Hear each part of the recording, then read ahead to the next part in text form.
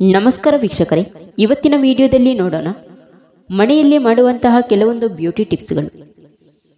ಚರ್ಮವು ಕಾಂತಿಯಿಂದ ಮಿನುಗಬೇಕಾದರೆ ಪ್ರತಿದಿನವೂ ಬೇವಿನ ಎಲೆಗಳನ್ನು ನೀರಿನಲ್ಲಿ ಹಾಕಿ ಚೆನ್ನಾಗಿ ಕುದಿಸಿ ಆ ನೀರಿನಿಂದ ಸ್ನಾನ ಮಾಡಬೇಕು. ಅಕ್ಕಿ ಹಿಟ್ಟನ್ನು ಬೆವರುಗುಳ್ಳೆ ಇರುವೆಡೆಯಲ್ಲಿ ಚೆನ್ನಾಗಿ ಹಚ್ಚಿಕೊಂಡರೆ ಬೆವರುಗುಳ್ಳೆಗಳು ಮಾಯವಾಗುತ್ತದೆ. ಶಾಮೆಗಡ್ಡೆಯನ್ನು ಆಹಾರದಲ್ಲಿ ಪದೇ ಪದೇ ಬಳಸುವುದರಿಂದ ದೇಹ ದಪ್ಪವಾಗುತ್ತದೆ. ಇದನ್ನು ತಪ್ಪಿಸಲು ಆಹಾರದಲ್ಲಿ ಸ್ವಲ್ಪ ಹರಳೆಣ್ಣೆ ಮತ್ತು ಹುಣಸೆಹಣ್ಣನ್ನು ಸೇರಿಸಬೇಕು. ತುಟಿ ಹುಣ್ಣಿಗೆ ಜೇನು ಮತ್ತು ನಿಂಬೆಹಣ್ಣಿನ ರಸವನ್ನು ಕಲಸಿ ಆಗಾಗ 1 ಚಮಚದಷ್ಟು ಸೇವಿಸುತ್ತಾ ಬಂದರೆ 1-2 ದಿನಗಳಲ್ಲಿ ತುಟಿ ಹುಣ್ಣು ವಾಸಿಯಾಗುತ್ತದೆ. ಚರ್ಮಕ್ಕೆ ಕಾಂತಿಯು, ಹಳ್ಳುಗಳಿಗೆ ದೃಢತೆಯು ಮತ್ತು ಬಾಯಿಯ ದುರ್ನಾತಕ್ಕೆ ಪರಿಹಾರವು ಸಿಗಬೇಕಾದರೆ ದಿನಕ್ಕೊಂದು ಸೇಬಿನ ಹಣ್ಣನ್ನು ಊಟವಾದ ಬಳಿಕ ಸೇವಿಸಬೇಕು. ಪ್ರತಿದಿನವೂ ಬೆಳಿಗ್ಗೆ ಖಾಲಿ ಹೊಟ್ಟೆಯಲ್ಲಿ 1 ಬಟ್ಟಲಿನಷ್ಟು ಕರಿಕೆ ಹುಲ್ಲಿನ ರಸವನ್ನು ಕುಡಿಯುತ್ತಾ ಬಂದರೆ ದೇಹವು ಚೆನ್ನಾಗಿ ಬೆಳೆಯುತ್ತದೆ. ಗುಲಾಬಿ ದಳಗಳನ್ನು ನೀರಿನಲ್ಲಿ ತೊಳೆದು ಬೆಲ್ಲ ಮತ್ತು ತುಪ್ಪ ಇವು 3 ಸೇರಿಸಿ ಸೇವಿಸುತ್ತಾ ಬಂದರೆ ಬಾಯಿ ಮತ್ತು ತುಟಿಯ ಹುಣ್ಣು ವಾಸಿಯಾಗುತ್ತದೆ. ಬೇವಿನ ಎಲೆ ಮತ್ತು ಈರುಳ್ಳಿಯನ್ನು ಒಟ್ಟಾಗಿ ಅರೆದು ದೇಹದ ಪೂರ್ತಿ ಹಚ್ಚಿಕೊಂಡು ಅರ್ಧ ಗಂಟೆಯ ನಂತರ ಸ್ನಾನ ಮಾಡಿದರೆ ತುರಿಕಜ್ಜಿ, ಹುಳುಕಡ್ಡಿ ಮುಂತಾದ ಚರ್ಮ ರೋಗಗಳು ಗುಣವಾಗುತ್ತದೆ. ಬನ್ನಿ ಮರದ ಎಲೆಗಳನ್ನು ಹಸುವಿನ ಹಾಲಿನೊಂದಿಗೆ ಅರೆದು ಪ್ರತಿದಿನವೂ 2 ಚಮಚದಷ್ಟು ಸೇವಿಸುತ್ತಾ ಬಂದರೆ ದೇಹದಲ್ಲಿನ ನವೆ ಮಾಯವಾಗುತ್ತದೆ. ಅಜೀರ್ಣ ಅಥವಾ ಅನಾರೋಗ್ಯದ ಕಾರಣ ನಾಲಿಗೆಗೆ ರುಚಿ ಹತ್ತದೇ ಹೋದಾಗ ಕೀರೆ ಸೊಪ್ಪನ್ನು ಹುಣಸೆಹಣ್ಣಿನೊಂದಿಗೆ ಬೇಯಿಸಿ ಆಹಾರದೊಂದಿಗೆ ಸೇರಿಸಿ ತಿಂದರೆ ನಾಲಿಗೆ ಮೊದಲಿನಂತೆ ಎಲ್ಲ ರುಚಿಗಳನ್ನು ಗ್ರಹಿಸಲಾರಂಭಿಸುತ್ತದೆ. ಗಸಗಸೆ, ಮೆಣಸು ಮತ್ತು ಕೊಬ್ಬರಿಯನ್ನು ಸಮ ಪ್ರಮಾಣದಲ್ಲಿ ತೆಗೆದುಕೊಂಡು ಚೆನ್ನಾಗಿ ಅರೆದು ತಲೆಗೆ ಹಚ್ಚಿಕೊಂಡು ಸ್ನಾನ ಮಾಡಿದರೆ ತಲೆಯಲ್ಲಿ ಹೊಟ್ಟು ಮತ್ತು ಹುಣ್ಣುಗಳು ಗುಣವಾಗುತ್ತದೆ.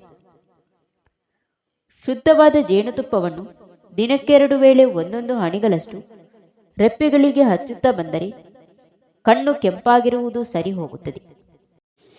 ಖರ್ಜೂರದ ಹಣ್ಣುಗಳನ್ನು ಕುರಿಯ ಹಾಲಿನಲ್ಲಿ ನೆನೆಸಿಟ್ಟು ಮಿತವಾಗಿ ಸೇವಿಸುತ್ತಾ ಬರುವುದರಿಂದ ರಕ್ತಹೀನತೆ ಮತ್ತು ಮೂಳೆಗಳ ನಿಶಕ್ತಿ ನೀಗುತ್ತದೆ. ದೇಹವು ಬಲಿಷ್ಠವಾಗುತ್ತದೆ ಮತ್ತು ಮನಸ್ಸಿಗೆ ಉಲ್ಲಾಸ ಉಂಟಾಗುತ್ತದೆ. ಎಲೆಕೋಸನ್ನು ಹಸಿಯಾಗಿ ಸೇವಿಸುವುದರಿಂದ ಮಾಂಸಖಂಡಗಳು ಹಿಗ್ಗುವುದಲ್ಲದೆ ತಲೆ ಕೂದಲು ಉತ್ತಮ ಬೆಳವಣಿಗೆಯನ್ನು ಹೊಂದುತ್ತದೆ. ಎಣ್ಣೆ ಮತ್ತು ಆಲಿವ್ ಎಣ್ಣೆಗಳೆರಡನ್ನು ಸಮ ಪ್ರಮಾಣದಲ್ಲಿ ತೆಗೆದುಕೊಂಡು ನಂತರ ತೊಳೆದರೆ ಕಣ್ಣುಗಳು ಆರೋಗ್ಯಪೂರ್ಣವಾಗಿ ಮಿನುಗುತ್ತದೆ. ದೇಹದ ಅಧಿಕ ಉಷ್ಣವು ಕಣ್ಣುಗಳನ್ನು ಬಾಧಿಸುತ್ತದೆ. ಆದುದರಿಂದ ಗಣಕಯಂತ್ರ ಮತ್ತು ವೆಲ್ಡಿಂಗ್ ಯಂತ್ರಗಳೊಂದಿಗೆ ಕೆಲಸ ಮಾಡುವವರು 2 ಗಂಟೆಗಳಿಗೊಮ್ಮೆ ತಣ್ಣೀರಿನಲ್ಲಿ ಕಣ್ಣುಗಳನ್ನು ತೊಳೆದುಕೊಳ್ಳುತ್ತಾ ಬಂದರೆ ಒಳಿತಾಗುತ್ತದೆ. ಆದರೆ ಹೀಗೆ ಕಣ್ಣನ್ನು ತೊಳೆಯುವಾಗ ಸಾಬೂನನ್ನು ಬಳಸಬಾರದು. ಕಣ್ಣುಗಳಿಗೆ ಕಾಡಿಗೆಯೊಂದನ್ನು ಬಿಟ್ಟರೆ ಮತ್ಯಾವುದೇ ಅಲಂಕಾರಿಕ ವಸ್ತುಗಳನ್ನು ಬಳಸದಿರುವವರು ಪ್ರತಿದಿನವೂ ಬೆಳಿಗ್ಗೆ ನಿದ್ದೆಯಿಂದ ಎದ್ದ ಕೂಡಲೇ ಶುದ್ಧವಾದ ತಣ್ಣೀರಿನಲ್ಲಿ ಕಣ್ಣುಗಳನ್ನು ತೊಳೆದುಕೊಂಡರೆ ಸಾಕು, ಅವು ಮಿನುಗುತ್ತಿರುತ್ತದೆ. ಹುಳಿ ಮಜ್ಜಿಗೆಗೆ ಕಡಲೆ ಹಿಟ್ಟನ್ನು ರಾತ್ರಿ ಬೆರೆಸಿಟ್ಟು ಬೆಳಿಗ್ಗೆ ಅದರಿಂದ ಕೂದಲನ್ನು ತೊಳೆಯುವುದರಿಂದ ಕೂದಲಿನ ಆರೋಗ್ಯಕ್ಕೆ ಒಳ್ಳೆಯದು. ಕುದಿಯುವ ನೀರಿಗೆ ಸೋಡಾ ಮತ್ತು ಬೇವಿನ ಎಲೆಗಳನ್ನು ಹಾಕಿ ಅದರಿಂದ ಬರುವ ಹಬೆಗೆ ಮುಖವನ್ನು ಒಡ್ಡಿಕೊಂಡರೆ ಮುಖದಲ್ಲಿ ಕಪ್ಪು ಕಲೆಗಳು ಮರೆಯಾಗುತ್ತದೆ.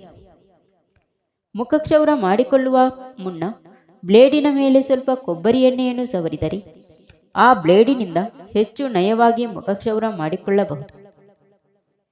ಕಣ್ಣುಗಳಿಗೆ ಹೆಚ್ಚು ಆಯಾಸವೆನಿಸಿದಾಗ ಕಣ್ಮುಚ್ಚಿಕೊಂಡು ಸಣ್ಣ ಸಣ್ಣ ಮಂಜುಗಡ್ಡೆಯ ತುಣುಕುಗಳಿರುವ ಪಾಲಿಥಿನ್ ಪೊಟ್ಟಣವನ್ನು ಕಣ್ಣುಗಳ ಮೇಲೆ ಸ್ವಲ್ಪ ಹೊತ್ತು ಇರಿಸಿಕೊಂಡಿರಬೇಕು. ಬಿಸಿ ನೀರಿಗೆ ಸ್ವಲ್ಪ ಆಲಿವ್ ಎಣ್ಣೆಯನ್ನು ಬೆರೆಸಿ ಅದರಲ್ಲಿ ಕೈಗಳೆರಡನ್ನು ಸುಮಾರು 20 ನಿಮಿಷಗಳ ಕಾಲ ಇರಿಸಿ ನಂತರ ಸಾಬೂನಿನಿಂದ ತೊಳೆದುಕೊಳ್ಳಬೇಕು. ಹೀಗೆ ಮಾಡುತ್ತಾ ಬಂದರೆ ಕೆಲವೇ ದಿನಗಳಲ್ಲಿ ಹಸ್ತಗಳು ಮೃದುವಾಗುತ್ತದೆ. ಬೇಸಿಗೆಯ ಕಾಲದಲ್ಲಿ ದೇಹದಂತೆಯೇ ತಲೆಯಲ್ಲೂ ಹೆಚ್ಚಾಗಿ ಬೆವರು ಬರುವುದರಿಂದ ತಲೆ ಕೂದಲು ಧೂಳು ಮತ್ತು ಎಣ್ಣೆಯ ಜಿಡ್ಡಿಯಿಂದ ಮುದ್ದೆಯಂತಾಗಿ ತಲೆಗೆ ಅಂಟಿಕೊಂಡಿರುತ್ತದೆ. ಇದನ್ನು ತಪ್ಪಿಸಲು ವಾರಕ್ಕೊಮ್ಮೆ ತಲೆಗೆ ಹರಳೆಣ್ಣೆಯನ್ನು ಹಚ್ಚಿ ಚೆನ್ನಾಗಿ ಕೂದಲನ್ನು ನೀವಿಕೊಂಡು ಜಿಡ್ಡು ತೆಗೆಯುವಂತಹ ಸೀಗೆಕಾಯಿ ಮುಂತಾದ ಪುಡಿಗಳನ್ನು ಬಳಸಿ ಸ್ನಾನ ಮಾಡಬೇಕು. ಇದರಿಂದ ಕೂದಲು ಶುಭ್ರವಾಗಿಯೂ ದೃಢವಾಗಿಯೂ ಮಿನುಗುತ್ತದೆ. ಬೆಟ್ಟದ ನೆಲ್ಲಿಕಾಯಿಗಳನ್ನು ಅರೆದು ಅದಕ್ಕೆ ನಿಂಬೆಹಣ್ಣಿನ ರಸವನ್ನು ಸೇರಿಸಿ ತಲೆಗೆ ಹಚ್ಚಿಕೊಂಡು ಸ್ನಾನ ಮಾಡುತ್ತಾ ಬಂದರೆ ತಲೆ ಕೂದಲು ಉದುರುವುದು ನಿಲ್ಲುತ್ತದೆ. ಅಮ್ಮ ರೋಗದ ಕಲೆಗಳು ಮುಖದ ಮೇಲೆ ಉಳಿದಿದ್ದರೆ ಅದನ್ನು ನಿವಾರಿಸಿಕೊಳ್ಳಲು ಒಂದು ಹಿಡಿಯಷ್ಟು ಗಸಗಸೆಯನ್ನು ಒಟ್ಟಾರೆ ಅರೆದು ಹಿಟ್ಟಿನಂತಾಗಿ ಮಾಡಿ ರಾತ್ರಿ ಮಲಗುವ ಮುನ್ನ ಚರ್ಮದ ಕಲೆ ಇರುವೆಡೆಯಲ್ಲಿ ಅದನ್ನು ಹಚ್ಚುತ್ತಾ ಬಂದರೆ ಕಳೆಗಳು ಮಾಯವಾಗುತ್ತದೆ.